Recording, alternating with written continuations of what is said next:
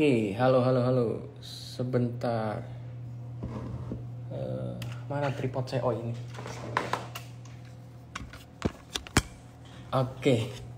Sorry, sinyalnya jelek banget. Astaga. So, Mr. DIY, apakah always low price gitu kan?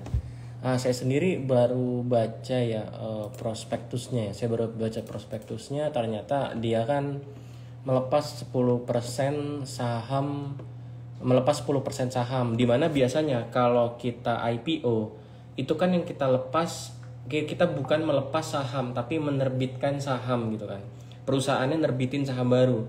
Tapi kalau Mr. DIY ini dia dari 10%, 9%-nya itu adalah sahamnya, intinya sahamnya pribadi. Jadi saham pribadi dijualin di IPO, bukan sahamnya perusahaan gitu kan. Jadi beda konsepnya seperti IPO biasa.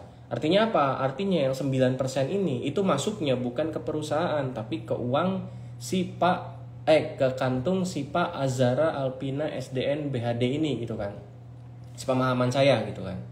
Dan 1%-nya itu baru dia nerbitin saham layaknya IPO yang biasa gitu kan.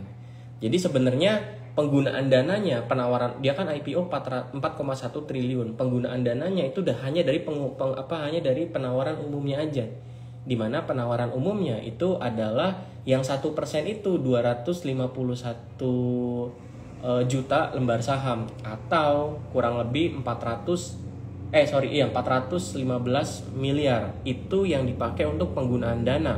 Ada yang bayar utang, ada yang untuk capex gitu kan bayar utang ke niaga itu kan sekitar 250 M gitu kan, sisanya baru dibagi-bagi, ada buat capex, ada buat apa gitu kan. Nah terus gimana, pertanyaan orang kan maunya pedulinya gimana harga sahamnya gitu kan, apakah akan ARB berjilid atau gimana gitu kan. Nah teman-teman perlu lihat bahwa untuk penjatahan untuk IPO 4,1 triliun itu perlu dilepas ke pooling atau perlu dilepas ke pooling ke market itu kurang lebih 2,5% atau sekitar 100 sekian miliar lah kurang lebih gitu kan, 100 sekian miliar kurang lebih. Nah itu dilepas ke pooling 100 sekian miliar dari 4,1 triliunnya ini gitu kan. Artinya apa? Artinya itu dari 4 triliun itu diserap, ada yang namanya diserap sama fixed allotment. Jadi memang ada buyernya nih, emang sengaja buyernya. Jadi mungkin ini IPO, perusahaannya IPO memang ada kepentingan untuk jual saham juga di market.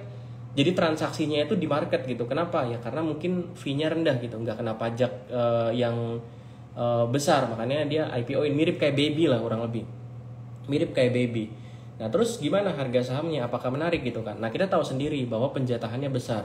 Penjatahan besar artinya barang di retail itu bukan cukup banyak, tapi banyak, kisaran 100 miliar barang di retail.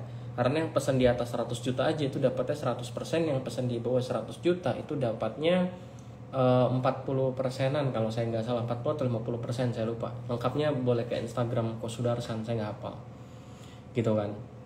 Nah terus gimana, apakah bisa ARB berjilid gitu kan? Kalau berjilid rasanya enggak, tapi kalau ARB sekali mungkin. Tapi bisa jadi kan ada yang serap 4 triliun nih, bagi dia 100 miliar harusnya nggak terlalu gede. Jadi kalau dia mau nampungin ya mungkin aja nanti yang makan fixed allotment-nya, atau siapapun, mungkin bandara, nanti dia melihat bahwa ya oke, harga sekarang diskon nggak apa-apa, dibanding dia diemin terus sampai ARB, ya diemin terus sampai ARB, nilai shares dia turun terus, dia serap 4 triliun gitu kan.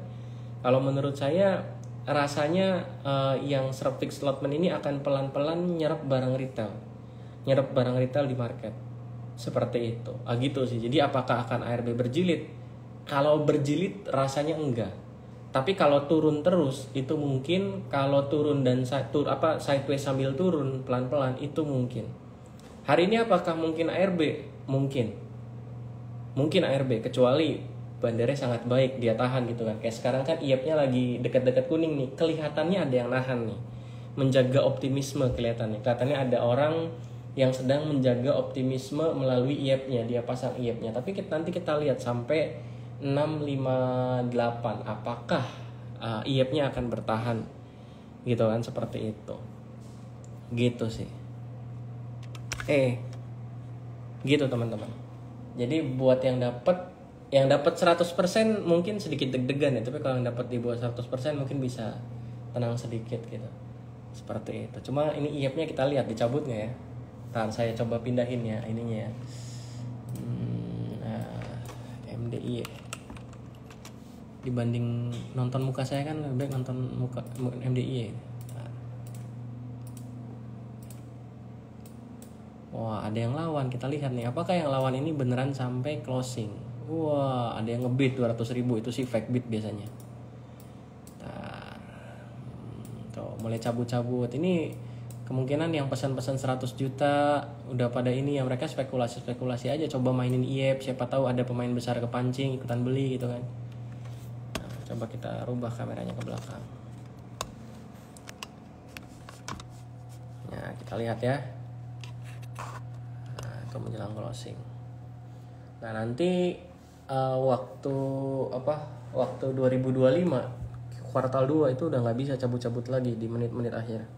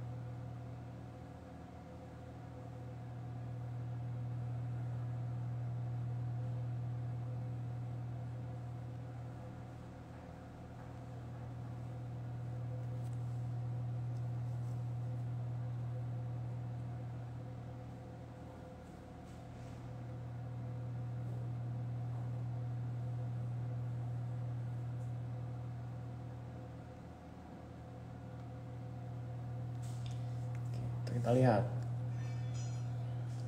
seperti itu sih. Jadi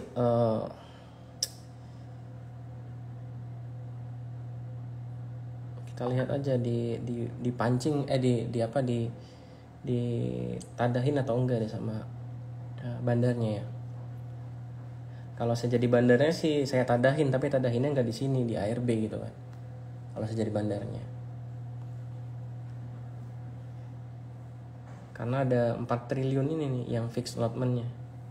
Kisaran 4 triliun.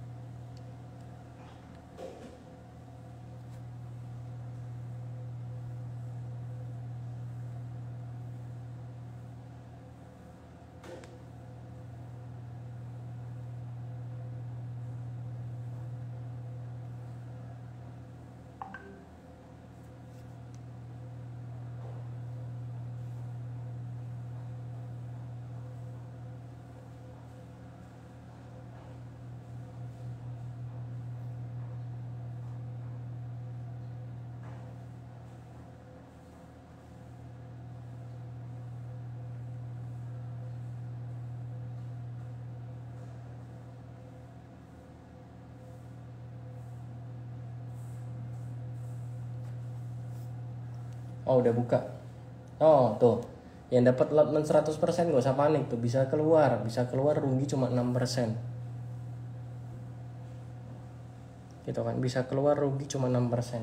Jadi nggak perlu semenakutkan itu, bisa ARB berjilid atau apa gitu kan. Seperti itu. Karena ya ini ada beda sama IPO papan pengembangan yang IPO cuma 200M. Misalkan IPO 200M, 150M-nya dilempar ke pooling. Nah, itu beda gitu dibanding ini gitu. Atau GRPH IPO 20M, 20M-nya dilempar ke pooling gitu. Itu ya bisa ARB gitu. Tapi kalau ini komposisinya fixed allotment-nya 4,4 triliun, ininya cuma yang dilempar ke poolingnya cuma 100-an miliar, harusnya nggak usah begitu panik sih. Gitu. Tapi ya tetap turun gitu. Tapi ya tetap turun, nggak usah panik tapi ya tetap turun. Tapi nggak akan se ARB begitu. Gitu teman-teman. Oke, paling live saya cukup sampai di sini. Thank you semuanya, semoga bermanfaat. Silakan enjoy market, saya ada kerjaan lain. Bye bye.